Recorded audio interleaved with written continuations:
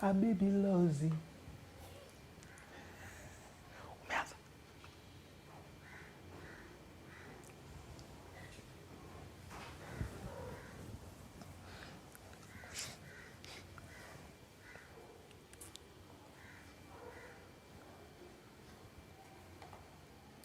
Good. Tuko chonjo baby, we are just about to.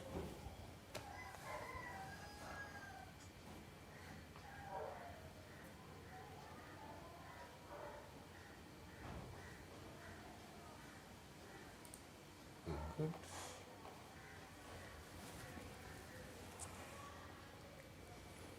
All right.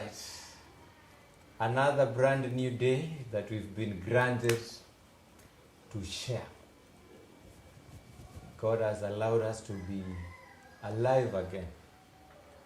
It may be a good morning, it may be a good afternoon, it may be a good evening, it may be a good night from wherever you're watching us from. Karibu, welcome.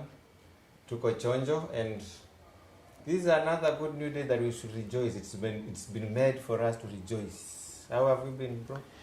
Very well, very well, very well. Rightfully said. It's a beautiful Sunday, the 4th of October. Can you believe it's October already? The last quarter of the year is here now. But at least it's not April. Don't take us back. Please don't take us back. We thank God it's October. October is seemingly very promising. So far, so good. The 4 days in. And being a Sunday, we are happy that once again we are on the set of Word Cafe, where you listen, you learn and live. You listen, you learn and live. So if you skip to learn, you can listen and live. You know, the listening part starts the conversation. Even in language learning, how did we learn language? As infants, by listening. We listened. So it's the integral part in learning anything.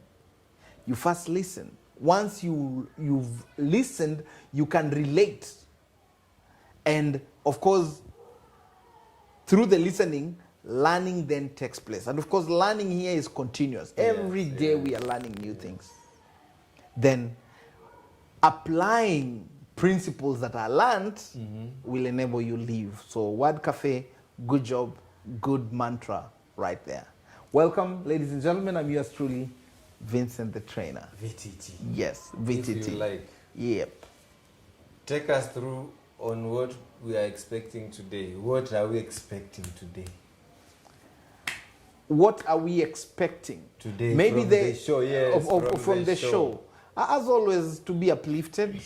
I believe that's one of the key things why we always have this live stream. Good. To ensure that we are all uplifted during the conversations that we are having. And this uplifting enables us to, you know, like get our fire on. You know, like when you switch on your gas. Yes. Or you press on your gas pedal in your car. Yes. What does Which gas are you talking about? Fuel. Oh, the Americans call it gas, and the UK they call it fuel. Kenya. Petrol. so Ngata, by the way. Okay. So when you step on your accelerator in your car, what does it do? It gives you speed. Yes. So the conversations we have on this live stream are basically meant to uplift us. Kama kulikuwa na ile makaa kidogo inafifia, inapata upepo, inawaka zaidi, na tunazidi kusonga mbele. Ideally, that's why we are here every other Sunday, and we thank God for this opportunity, and most importantly, for Word Cafe for making this possible. Our executive producers, the entire team, we appreciate. Well, today we have to learn something new. Kama kawaida, lazima tujifunze kitu. Before we live, before we listen, we have to learn. True. So today we want to learn about some guts. Guts ni kwa Kiswahili siwezi jua sana, lakini ni ile roho ya kiume. Ile akona guts sana. Akona guts. Akona roho kama ya simba. Haogopi. Haogopi. Anajituma. By the way, thank you very much with the entire team for putting this together. No guts, no glory. It's rhythmical. It's like a rhyme. No Hakuna guts. kujituma. Hiyo ni kujituma kweli. Sending yourself. Let me stick on my lane. Yeah. You will not attain glory without guts. Yeah. And I think this is very profound, coming at this quarter of the year, having been preceded by the pandemic. And even before the pandemic, when we even go back to look at history, we have lots of stories of people, personalities that had guts, and that guts is what makes us talk about them today, even looking at the holy books. Okay. An easy story that comes to mind. Samson. Did he have guts? David, did he have? David had lots of guts. Kwa Goliath. Not even before before Goliath, kulikuwa na lions and bears, and he will kill this in the wild. So tukirudi kwa Samson as one of, I think he was the last judge of the Israel in that hierarchy. And we of course all know Samson for his physical strength. The guts he had, he killed a lion barehanded.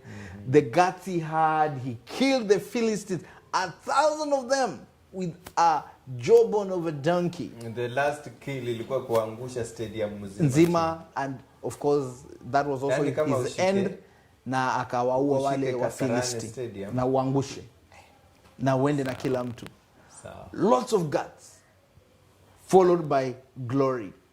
Of course, coming now to of course there are still many other stories in the good book, yes. But now coming down to even our independence story with the Mau Mau fighters. They had a lot of guts. Dedan, talk of the Kapenguria 6. You know, they had a lot of guts. We go down south, Madiba, lots of guts. Started a movement that liberated our brothers and sisters in South Africa. Our new era, we come up to even 2020, you know, we can mention a lot of personalities that have brought glory because of the guts that they had. Of course, oh, very well. And in fact, bringing this at a time when our very own Bridget Kosgei had just won the London Marathon. Big up to this great country. Of course, we all expected Eliud Kipchoge to also take it, but no, he's still a goat. He's still the greatest of all times. All right. You know, beating the Ineos 159 and still doing these great feats. It goes to say, lots of guts, and then the glory follows, without which none of this can come. Okay. Yes. So why do we need these guts in the first place? Absolutely, absolutely. It goes even without saying. Let's take ourselves back to when we were kids, and perhaps our only concern was the basics. Mimi sijui wewe, lakini I remember there was this practice we had as school-going children in our elementary level, basically primary. Tulikuwa tunasema nitafunga na wewe. Na siku ya kufunga, na meaning nimekupangia hiyo siku. Uone kama ilikuanga political post-election violence hiyo. I will look at it as a childhood game. Ambayo imegraduate sahi na kuja. Our leaders misconstrued. I wouldn't even use that example. I'll just talk of bad leaders who know how to vibe emotions and make ethnicity strife and make people go against each other. But looking at the innocence we had as kids, where we used to say, mi nitafunga na wewe kwamba hiyo siku twende nalo na. And I remember those who were courageous would always have a large following and they'll be admired in school. You know, of course, for some of us who were small and we were not as courageous back then, hiyo line ingechorwa kisha wewe unaambia watu mnishikilie nisimalize. By the way. But then it took lots of guts, and we had those who had the guts. You know? So that characterized perhaps one of the bits of our growing up, especially, of course, if you went to group of schools. I am not sure that was happening there. No, kuna security. But for some of us who went, you know what I'm talking about.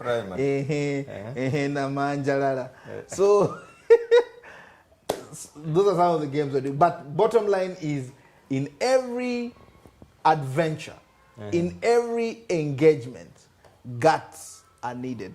And the beautiful thing here is this. You know, when you're looking at guts, we'll bring courage into it. Because largely, we are focusing on the courage that one needs to have. And you know, courage is not when there is no fear. You will not say, I'm courageous because you're not fearful. No. Yes. You will say, you are courageous even amidst fear. And it will be that element, the guts will be that element that will enable you to forge ahead despite the odds that might be against you. Maybe before we continue, Yes. do we have built-in fear? Very profound question. I want to look at it this way.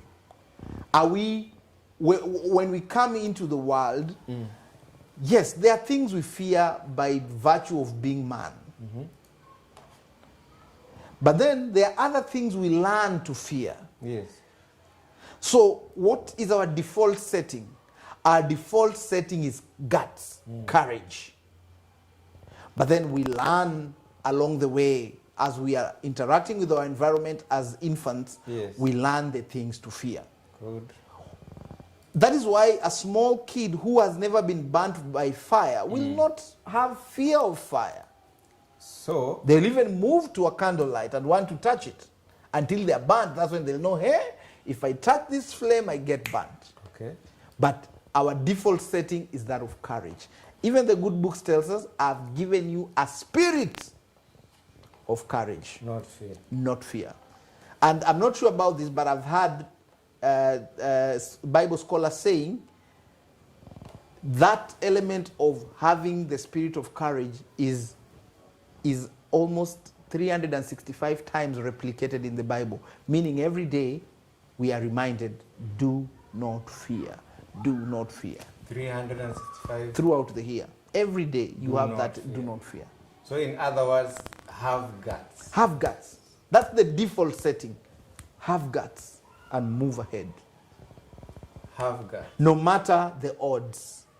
Because remember, sometimes life throws us bad cards like left, right, and center. And remember last week we were talking about resilience.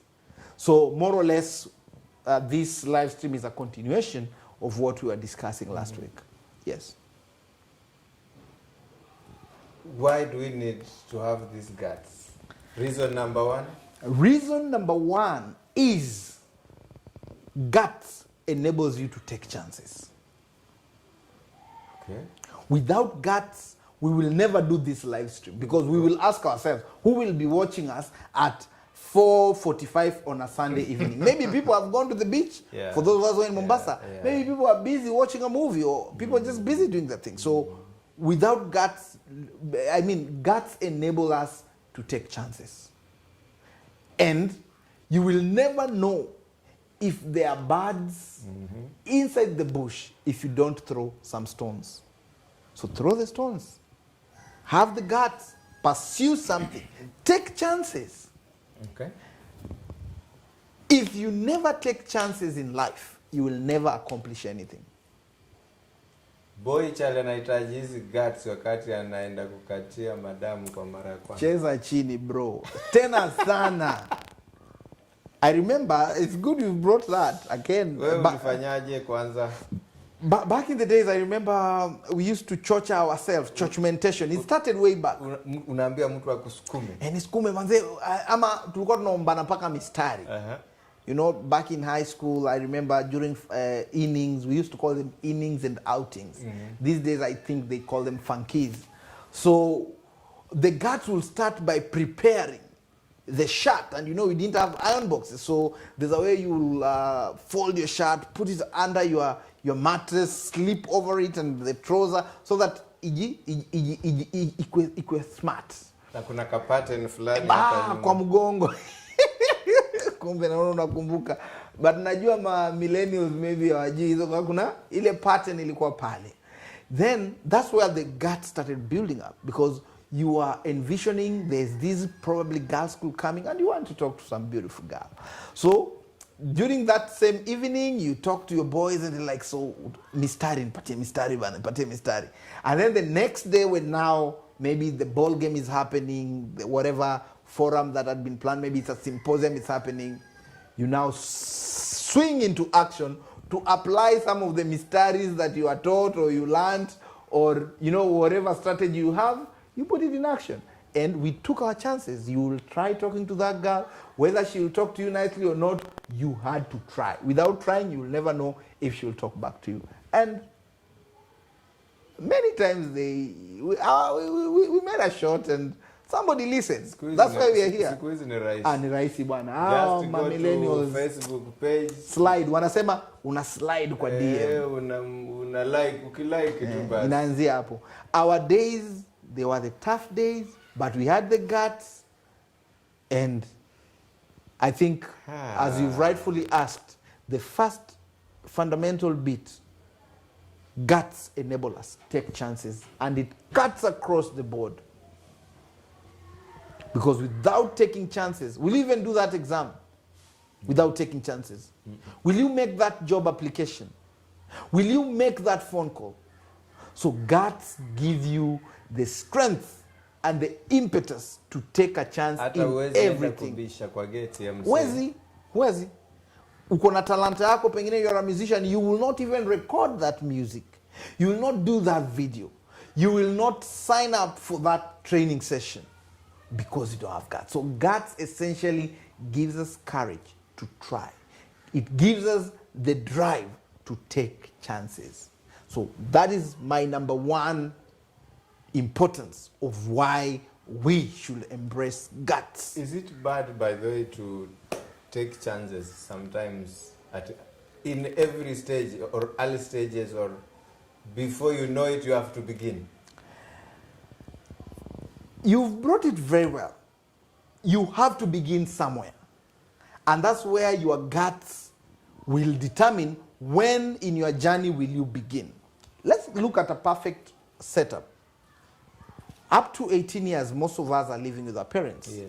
Then when you go to the university or to college, perhaps we can give it another 4 years. So give or take 22. Of course, we have people even who are 30 years still living with their parents. Even 40. I don't know about 40, but at least I know about 30. Even 40. Yes. Anyway, you will tell us more about that.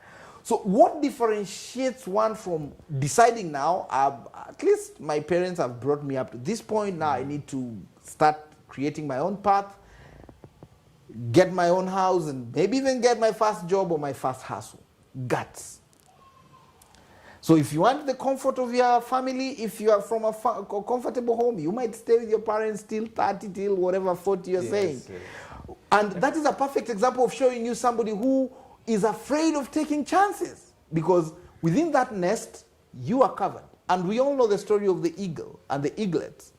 It reaches a point where the eaglet has to be made to be uncomfortable. Yes, so that it can takes its chances. Yes. So that it takes its chances in flying, and from there, the wings become stronger, and before you realize it's an eagle with its own life. So the first bit, guts enable us to take chances. And you lose 100% of the chances that you never take. 100% of the chances you never take, you lose them. If you don't take them, they are lost. All of them, 100%. So will you know that I lost this? You'll never know. You'll never know. Unless you take it. Unless you take the chance. Which means this air is full of chances. Every day, we are given chances. How we utilize those chances is what differentiates winners, average people, impactful people, and I'm sad to say even losers. And others. And others. And others. Yeah, so because literally, what motivates you to leave your house and get into a car and get into an elevator and ride a bicycle, get on a nduthi? Are you not taking a chance with yourself? Well, you are. Are you? Because you're not assured that you'll get into your car and you drive well. Ngoja, is taking chances same as risking? It is. I'll actually look at them synonymously.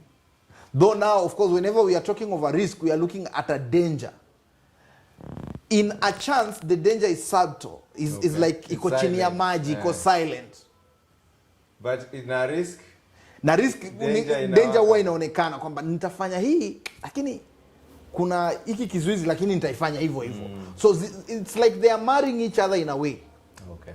But then the chances appears like okay, they are soft. They are soft. Whereas risk appears heavy, it appears more kinda the elements of danger are so much. Yes. The elements of danger are so much. Jambo la pili, why do we need guts? The second reason, after talking about taking chances, we need guts because guts drive our conviction. What are your convictions? Inbuilt in all of us. Jinsi Mungu alivyotuumba. Kila mtu kuna ile feeling huwa unasikia kwamba mimi naweza nikafanya kitu fulani. In being able to do a particular thing, yes, there are those things that consume us so much, and we get at a point where we feel, I'm convicted I can be good at this particular thing. Okay.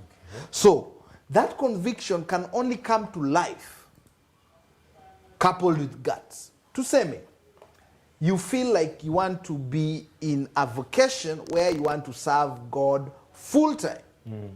Say you want to be a priest. Yes. Like in the Catholic Church. Yes. Or the Anglican Church. Or these mainstream churches. Or even these pastors who start their churches. Their own ministries. What do you think motivates them to start these ministries? Guts and vision. Some will even tell us, I was in the desert for 21 days of fasting, and God talked to me and told me, start this ministry, and let the name of this ministry be Word Cafe. Let the name of this ministry be whatever. Wengine hawakwangi kwa desert. Of course, wengine hawakwangi, lakini kitu kimoja wanacho. Tokea kweli, kesho unamuona na microphone kwa estate. Anaanza kuhubiri. Kidogo kidogo amepata waumini. Kidogo kidogo wako kwenye jibanda. Kidogo kidogo wameweka tent. Kidogo kidogo ministry imekuwa. Nini inafanya ile ministry ikue? Guts. Hata kama pengine hakukuwa na hiyo vision or whatever, they know that with their God, but at least one thing we are sure, one characteristic we are sure is they were convicted. But afraid you wouldn't have started Word Cafe if you are not convicted. And that conviction was spurred by guts. Because you were motivated to make people listen, to make people learn, to make people live. Hizi vitu zote umezifanya kwa nini? There is conviction. Conviction imekusukuma kwa sababu guts ipo ndani yako kwamba no, I think it's not fair for me not to do this and to make people get to learn, to make people get to listen, to enhance people's lives. Nikianzisha duka. Yes. Ifunge. Yes. Ni guts sikuwa nazo ama guts zina play role gani hapo? Nimeanzisha duka. Umeanzisha na ukafunga. Guts zilikuwepo lakini ziliisha mahali. So guts in that scenario there was guts. But along the way probably that guts or your level of guts ended. And that is why a live stream like this is very important, because our role is to fan the flame. Okay. And I'm happy we get, I think, some of the live stream audience that has been following us. You also give us the fire as much as we speak from this end. But when you give us your comments, when we meet with you and you're like, this is changing me, this is energizing me, you are giving us more guts. As much as already we are having the guts, that's why, you know, coming on camera, we are making ourselves vulnerable. And what is making us even sit here every Sunday is we have the guts and we are convicted that the world needs to hear what we are sharing. Because in the process of sharing this, we are basically talking to ourselves. And that's what I love, and maybe our viewers don't know this, but we always have these conversations before we even come on the live stream. And the one thing is clear, we are talking about things that matter to us as well. Yes. So maybe before we end kwa item number 3. Yes. Easy guts ndio isikufe? Ni interaction itafanya isikufe ama ndio ni nini? Kwa sababu nimekuuliza mfano tu. Yes. I open up a shop and then I close. What should I do to maintain the guts? Guts kwanza nimesema, and thank you for that again, the guts was there. That is why you moved from a vision to a reality, and probably got merchandise, you got the goods, got a location, and started selling. Probably the business didn't run well, the shop didn't run well. Perhaps maybe you couldn't restock and stuff like that. The key thing in that case is not that you are lacking guts. Now the next bit in such a situation is a case of strategy. How do you need to change your strategy? How do you need to adapt? Some questions arise there. What do you need to do to ensure that your enterprise goes on? So that has now already moved from not having guts to, I had the guts, I started the enterprise is not doing well, then it's a question of strategy. What am I supposed to do differently to make the shop work? And thank you for your second question. What does this person need to do? This person needs to, one, talk to the right people. Correct. Who can give him or her a different perception, a different perspective on maybe what could be the problem. For example, maybe the suppliers ambao walikuwa wanamletea goods ndio auze, pengine ameshindwa kuwalipa ama alipowalipa pesa zimeisha. So maybe in this particular case, he or she might need to keep talking to the suppliers to bring in the goods. And let's say you are paying rent for that particular shop. Maybe the rent is too high. Another strategy could be get a place where you can afford to pay, so that your overheads don't exceed your sales. So in that particular case, there are a number of strategic changes that need to happen. It's not now a question of guts. It's a question of strategic changes that should come in to enhance that particular business. Sawa, turudi tuendelee kwa tumefika number 2. Tunaenda number 3. Ya kwanza tumesema guts will enable you to take the chance. Number 2 ukasema guts will enable you to do what? To be convicted, to have that strong push now for yourself. Guts itakupa conviction to do that which you want to do. All right. And to put yourself out in the market. Ni shauku. Shauku. Nakupenda kwa sababu kwa masuala ya Kiswahili kidogo. Mwalimu mzee. Wewe ni mwalimu. Mimi ni mwalimu na paka leo always a teacher. So that will never change. Too bad in Swahili. Surprisingly, in my O level, I scored a higher grade in Swahili than in English. But I think I was inclined more to English. Just like that. Yeah, but niko vizuri kuzungumza Kiswahili. Kiswahili changu by the way ni Kiswahili sanifu. Anaweza in fact nitakupa changamoto bwana Fred. Kwa live moja tutaamua tutaichapa 100% tukitumia Kiswahili. Tena si Kiswahili cha mtaani, Kiswahili sanifu. Mtajua mjui. Jambo la 3. Yes. Jambo la 3, why guts is necessary? Yes. It enhances leadership. And you know, it's John Maxwell who said, everything rises and falls with leadership. And leadership starts from self. So when you are having guts, you will have proper self-leadership, which will bring out the element which is very necessary for any enterprise to succeed, and that is discipline. Because any leader must possess the discipline to stay on course, on himself first, before you can lead others. So you have to lead yourself first before you lead. And it's the hardest bit in leadership. Leading self, such that what you say is what you do. Ngoja. Na kama hawa ma politicians, yes, ambao tuko kwenye zile COVID protocols za kutoka kwa ministry. Yes. Kwamba avoid social gatherings. Na hawa wanafanya social gatherings with no physical distancing. Yes, hata wavai mask wenyewe. Is this leadership or what is it? That is hypocrisy. I'm sorry to say that. It's pure hypocrisy. And I'll give an analogy here. sisi tukikua na hata paka leo tunatumia kuni kule bara kupika. Yes. Na ile kuni tunaipasua na shoka. Nadhani wewe unajua kuna shoka ambazo we have axes that have a metallic handle and we have axes that have a wooden handle. Now there's this axe that has a wooden handle that goes inside the forest and tell the other trees, look, I'm like you. I have a wooden handle. So I'm one of you.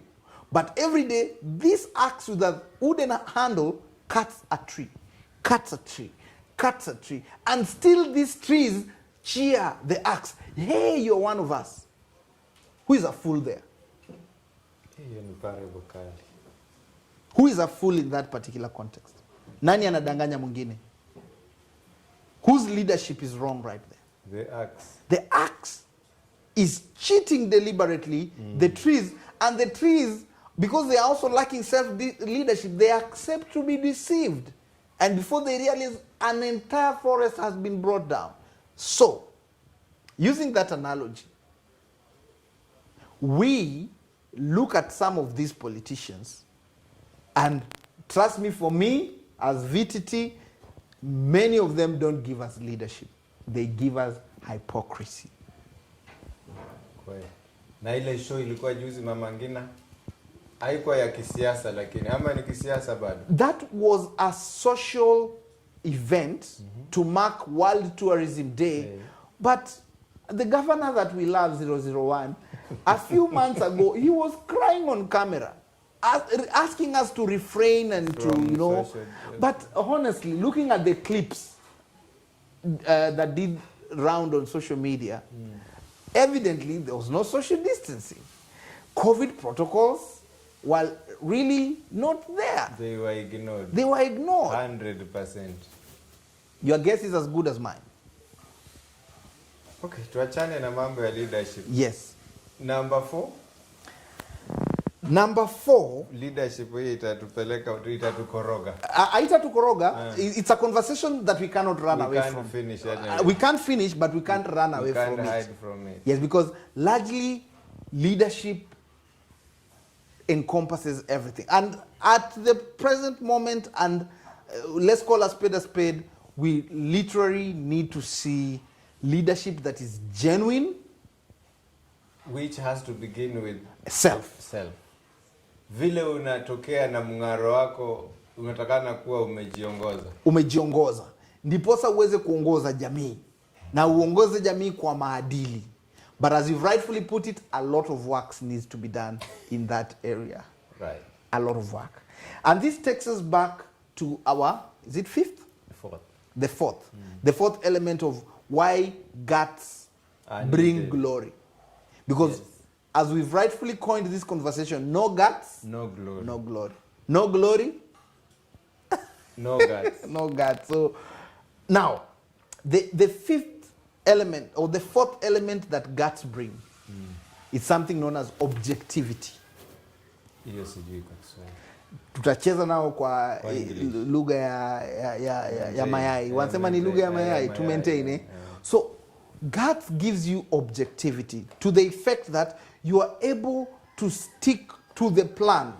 And as much as you are sticking to the plan, there's an allowance for adaptability. Yes. Remember, nothing is ever edged on stone. Kwamba nimeweka mpango huu lazima iende hivyo hivyo, hapana. Yes. Remember, the guts will be able to make you realize, I'm moving towards this direction. This is how I want my enterprise to go. This is how I want my organization to go. But I think the market wants this direction. So you will be objective to realize that particular change and adapt with it. Correct. We are still within the COVID pandemic. And if there's a year we have made adjustments with our lives that are objective, is this year. Well. Because we've needed to change and adapt to the new way of doing things. So if you don't have the guts, your objectivity will flutter. Kapsa. But when you have the guts, you'll be able to know. And this will also be driven with conviction. Kwamba, this is the direction I have to take. If I don't take this direction, I think I'm going to fall in a pit, and a deep one at that, and it might cost me more to get out of that pit. So objectivity is very important, and still the guards will allow you or direct you to even talk to people who can enhance that objectivity, because sometimes you need somebody to tell you the hard truth. Objectivity manake in simple terms, ile kuweza kuangalia upepo unaenda namna gani. Nimejaribu kusoma majira. Hey, kusoma majira. Yes, utaweza kusoma majira. Na sometimes majira haya once you have the guts, you will not feel bad when maybe an associate, a colleague, a family member, a friend will tell you, VTT, I think you should do this differently. Let's use our live stream for example. Yes. Do we accept criticism? Yes. Yes, 100%. we do. 100%. Even 200%. Yes. And that helps us to be objective. Yes. If we will say, kuna bwana, sisi tunajua kufanya nini peke yetu. Tuko chonjo, hapana, tukosea. Right. So because we already have a level of guts, and we know we are not doing this for Fred, for Saisi, for VTT, for Lean, for Word Cafe. No, we are doing this for ourselves, yes, but also to our viewers and those who listen to us. Right. So that we can uplift each other. So the objectivity allows us to seek critics and to know what to adapt with, and also to ask for support. And that's why we love you, our live stream audience. We appreciate that you are here with us. Unajua usipokuwa na guts, huwezi hata kushukuru watu. Kweli. Washukuru tena. Tunawashukuru sana na tunawapenda vile vile. And we really appreciate the time you take, even those who watch the live stream later on. I've always gotten good reviews and positive critics on perhaps next time. Yes. Talk about this. We want to hear. Yes. And you can utilize this opportunity to even just comment and tell us which other topic would you want us to have a conversation about. Remember, these are conversations that are meant to uplift all of us. Sure. Good. So objectivity really comes 4. in at so number 5. Number 5. Nitakumbuka zote. Ya kwanza tulisema ni guts. Take chance. Inakuwa enable to take chance. Uta take chance kwanza, kisha mtashasahau. Utakuwa na conviction. Conviction ndio shauku. Yes, shauku. Kisha 3, utakuwa na leadership. Kisha ya 4 nadhani huwezi kusahau. Nitasahau. Utakuwa na objectivity. Alafu ya 5, you will have the strength in adversity. Hiyo ndio sioni nikisahau. So guts enable all of us to have strength in adversity. Yes.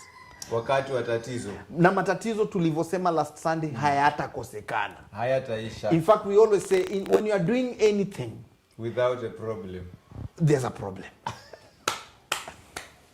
If there is no problem, that is a problem in itself. It is a problem. Yes. In fact, I don't know, was it you who was telling me when there's a problem you are okay because you are trying to solve it? Yes. As opposed to you don't know a situation where like things are just looking okay, you'll even be more worried because you'll feel ile problem itakuja kunipiga pata sijui. Actually, when you have a problem, yes, thank God. Yes. Even it is recorded in the Holy Book, right? Yes. Are you passing through a problem or afflictions? Thank God. It's in the good book. Yes. I get it. In every moment, thank God. Thank God. Yes. So in that aspect, are you passing through a problem? Thank God. That is a moment. Yes, it's a moment. It's a passing thing. Yes. It's a passing thing. Just like, actually, let me quote Psalms 23. Many of us read this. Yes. You even know it offhand. Though I go through even though I go pass through the valley of the shadow of death. Underline pass through. Yeah. You are not stuck. You are not stuck. I want you to underline 2 things. Pass through. Pass through. And then? The valley of the shadow of death. Not the valley. Yes. The shadow. So pass through and the shadow. The shadow. Ni kivuli cha mauti. Yes. Nijapopita katika bonde la uvuli wa mauti. It is not nijapopatikana katika bonde la mauti. That wow, one you are doing. Wow. Yeah. I'm liking this perspective. I'd never looked at it from that end. The passing through. Yeah, we say it. It's in our minds, but I've never seen it from that light. The moment you will understand that I am passing through. And whatever I'm seeing, it is not death. It's just the shadow of death. Okay, can your shadow harm someone? Like you're passing and I'm standing, then your shadow passes over me. Will I be hurt? It can't hurt you. It can't. Wow. So when you think of problems, yes, think of that verse. Wow. It doesn't matter. You may be a Hindu, a Muslim, a Buddha, whatever. Thank you, Bwana Fred, for that, because many times we actually say it, even, and I think we give it lip service. Okay. We don't have that conviction of that scripture. It's that powerful. Look at it at that angle. Even though I pass through the valley, right? Yes. Of the shadow, I shall not fear. You won't. So, hapo mwisho ni I shall not fear. I shall not fear. I agree totally. And that basically brings us to the next point of having the strength in adversity, because the key thing is jump. Once you have the guts, you will jump. And in jumping, you will find out how to unfold your wings on your way to your fall. Exactly. And that unfolding your wings will create a balance that will literally get you out of whatever adversity that comes. Because anytime we are in some problem, there are different ways to address the problem. You can seek help from other people. Right. And of course, it also takes you courage to seek help. Coming to you and telling Fred, I'm undergoing this. It takes some guts. And you will never grow if you don't make mistakes. So the pathway of growth is errors, is the mistakes. So guts will give you the strength. And we talked about this heavily last week. So that element of knowing, and you've used the best analogy, you are just passing through a challenge. It will give us the fire to know that I'm defeating this. If you keep gold under the furnace forever, it will not be gold. True. It will just remain in fire, and it will be fire. But it passes through the fire to make gold. To refine it, so that when it comes to us, it's coming to us in a refined way. And you know, genius is talent that is set on fire by courage. You've talked of fire, and that has just come in. So guts is what maketh genius. That's number 6. It's still on number 5, but we can actually bring it to number 6, essentially, or just look at it as a point that crowns the others, to the fact that it's the courage that makes people solve problems, some which are not even existing, especially in today's dispensation where we are talking of AI, artificial intelligence, and matters IoT, Internet of Things. This is a period where we have to literally have guts to anticipate what people want and to serve them with it and make them realize, oh, we were missing this out. Okay. You know? And now that you've brought it as a solution, you anticipated the market needs, you get the glory. I know you're an iPhone person. And usiambie watu niko na kaduda, by the I'm a kaduda person. Chini ya maji. But okay, I know. Fine. Okay. Very good. But I just had to say that. Of course, we know that in today's tech space, there are changes that are happening every day. And who are these people driving this change? These are, again, people who are compassionate about what they are doing. So guts bring passion.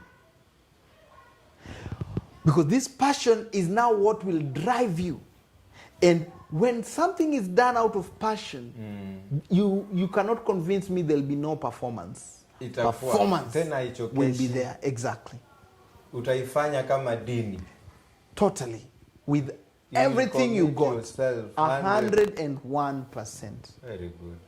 So, kwa interest ya time, unaweza enda kwa ya 7 alafu nadhani tutamalizia hapo kwa passion. I want us to crown it with the passion element. Because that's so powerful. God gives us the passion, and the passion drives us. And once you are driven by passion, you will not want to look at profits. Of course, once you are passionate, the profits will come. Once you're passionate, the profits will come. So these guts will enable you do what you're doing so very well that the gallery will not help but applaud. And that's where your glory will come. But you are not doing this for glory. You are doing what you are doing because you are passionate about it. Whether it's solving problems in your different industries, or offering a service that potentially will also help. And it's in doing that eventually unauza dawa ambayo jamii inahitaji. Right? Si baadaye watu watafurahi. Hakuna kitu utakachokifanya na ukifanye kwa moyo wako wote na kisha kikose kukunufaisha. Kabisa. Whether you are serving people, whether you are selling products, whether you are volunteering, in whatever field, what has brought big steps and big changes. Yule msee wa kuleta story pale kijiweni. Kijiweni. Na unazileta, na wapo wengi, unaenda barazani, I say, mtu fulani akianza kuzungumza, nyote mnasikia raha. Anawapa raha. Anaifanya kwa passion. Naomba uende, kidogo tu kwa haraka, maybe before we close. Maybe catch up some comments za watu alafu tuende nyumbani. Doreen anasema, Doreen Jayuga anasema the show is on point. Great topic. It is. Bless you. Bless you too, Doreen. We appreciate uwepo wako. Steven Yeke anasema wacha wewe. Wahitaji passion, Steven. Ferdinand Thoya watching from Nairobi. Thank you very much. Steven Yeke, I can see improvement. Thank you, Steve. We are looking for people to have their advertisements on our live stream. Habari ndio hiyo. Please bring your enterprise and we'll market it for you. Thank you. Thank you so much. We appreciate all. So I think we can crown it at that. Yes. God, actually, yes. Ladies and gentlemen, friends, family, it's very important, without which no glory will ever come. And just to crystallize this, when we have guts, we will be able to, of course, take chances. And once we are able to take chances, our conviction will grow. And this conviction will also grow our leadership. And this leadership will enable us to be objective in whatever we are doing. And this will crystallize to us having strength in adversity, which will enable us to embrace passion in everything that we do. And you put this in practice on a day-to-day basis, there's no way you will not get to attain the things you want and the impact that the society needs. Trust me, you have something that we all need. But without guts, you'll keep it yourself. Bring it out and serve people. And through that, you will be of impact in society. Thank you very much, Word Cafe. I'm yours truly once again. VTT, I appreciate. Thank you. God bless you all. God bless you, good people. Till we meet again, stay blessed. Bye-bye.